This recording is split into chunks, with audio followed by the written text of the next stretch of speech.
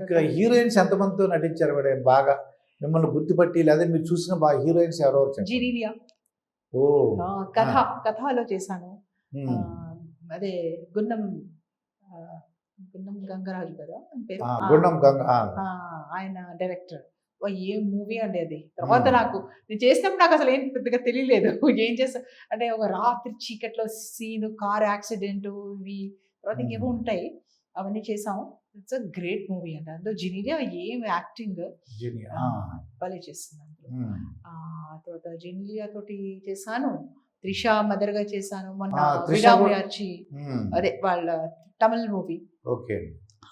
Bangkok వెళ్ళాం. Bangkok Pattaya song అండి అది, సావధిక అని అనిరుద్ధ్ రవిచందర్ కట్టాడు ఆ పాట. అది చాలా ట్రెండ్ అయింది, అది వైరల్ అయిపోయింది ఆ సాంగ్ అయితే. చాలా బాగుంది. సో నైస్ ఎక్స్పీరియన్స్ అజిత్ గారితో చేయడం. అజిత్ గారితో మొన్న దాని ముందు విశ్వాసంలో కూడా చేశాను, ఫ్యామిలీ క్యారెక్టర్. మీరు బ్యాంకాక్ ఇలా పట్టాయి అన్నారు కదా. అవును. అది జెంట్స్ కి చాలా ఇష్టం అండి. అంతే ఆ కంట్రీ చాలా అంటే లెగ్ మసాజ్ లోని ఈ మసాజ్లన్నీ ఉంటాయి. లేడీస్ కైనా జెంట్స్ కే ప్లీజ్. అంటే నేను చూశాను మేడం, అంటే లేడీస్ కూడా హెల్తీవి ఉన్నాయండి. అవును, నిజంగానే అది ఒక పద్ధతిగా ఉండేది. లేడీస్ కానీ జెంట్స్ కానీ పిల్లలకు కానీ అక్కడ మసాజ్ కాళ్ళకి బాడీకి అందరు కూడా ఉంటారు. అవునండి, ఒక పద్ధతిగా కూడా ఉన్నాయండి అవి. అవునా, మామూలుగా కొద్దిగా బాయ్స్ లాగా వెళ్ళేవాళ్ళకి ఫ్రెండ్స్ లాగా వెళ్ళేవాళ్ళకి వాళ్ళు కూడా వాళ్ళకి వేరే ఉంటాయి. వినే ఉంటారు మీరు. అంటే ఒక్కొక్క ఈవీ సత్యనారాయణ ఒక సినిమా పూర్తిగా ఆ బ్యాంక్ కథలన్నీ దాంట్లో ఉంటాయి. మా అలీగారు వేశారు, బాగున్నారా బాగున్నారా అని చెప్పేసి. అవును, అదే మూవీలో నేను చేశాను కదా, నేను నా రాక్షసి. అందులో నేను రానా మదర్, మీరు ఇంకో హీరో అన్నారు, నేను రానా మదర్ గా కూడా చేశాను అందులో. సో అందులో అలీ గారిది చాలా బాగుంటుంది యాక్టింగ్. అలీ గారు ఓకే.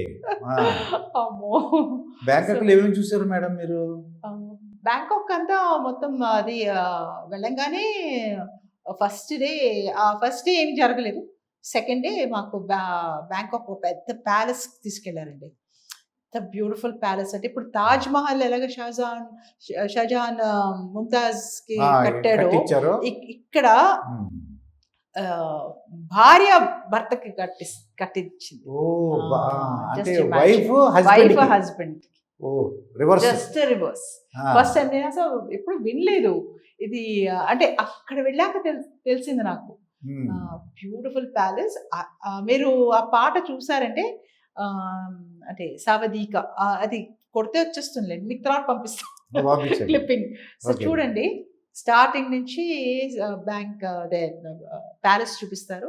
దాని తర్వాత పబ్ లో చాలా వరకు డాన్స్ సీన్స్, అజిత్ గారు, త్రిష, మేమంతా ఉంటాం. సో అది అంతా మొత్తం దాదాపు ఒక 1 వీక్ జరిగింది. 10 days. మీరేమి చూసారు మేడం బ్యాంకాక్? విన్నారా దాని గురించి? స్పెషల్ గా జెంట్స్ స్పెషల్ అని తెలిసా చెప్పారు ఎవరన్నా?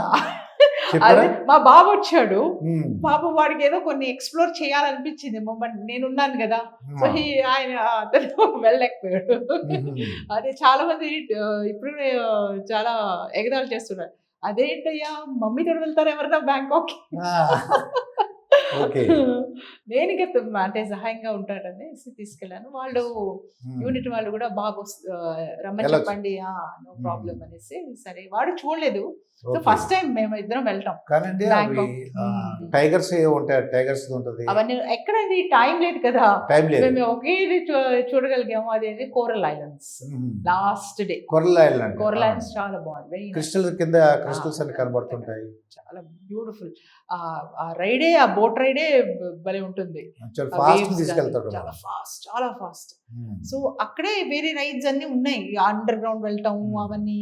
దానికంతా ఇంకా టైం లేదు, ఎందుకంటే మళ్ళీ హోటల్కి వెళ్ళేసి మళ్ళీ నెక్స్ట్ డే ఫ్లైట్ క్యాచ్ చేసి రావాలి. సో ఇవన్నీ షాపింగ్ ఎక్కువ.